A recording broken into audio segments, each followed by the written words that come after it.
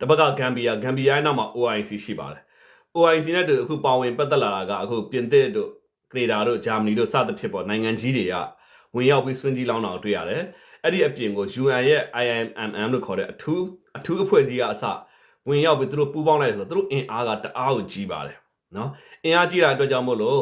ဥပဒေရေးရာနော်အလေးပင်ပေါ့နော်ဥပဒေရေးရာဘယ်လိုခေါ်မလဲဆိုလို့ရှိရင်သူတို့ရဲ့ weight ပေါ့သူတို့ရဲ့ power တအားကိုကြီးသွားပြီနံပါတ်1ချက်နောက်တစ်ခုကတန်တမန်ရေးရာအတွက်လည်းတန်တမန်ရေးရာမှာလည်းတအားကို power ကြီးသွားပြီအဲ့ဒီအဖွဲ့အစည်းကြီးကိုရင်ဆိုင်ရမယ်အခု ICJ မှာသွားပြီးရင်ဆိုင်မယ်ကျွန်တော်တို့မြန်မာနိုင်ငံကအခုပြည်တော်စုဝင်ကြီးပေါ့နော်နဲ့ဥပဒေရေးရာအဖွဲ့ထပ်သွားကြပါပြီနော်ထပ်သွားကြခုမှလည်းရောက်နေပြီ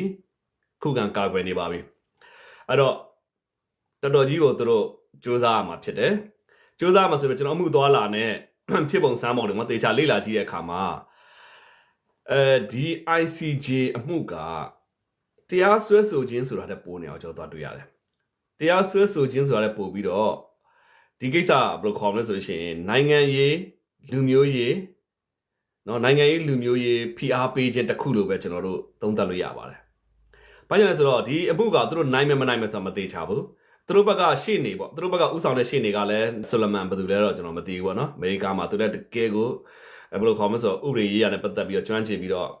တကယ်ကိုထက်မြက်တဲ့ပုံကိုတရားပါပဲ။အဲ့တော့သူတို့ကတော့လုံးဝယုံကြည်နေတယ်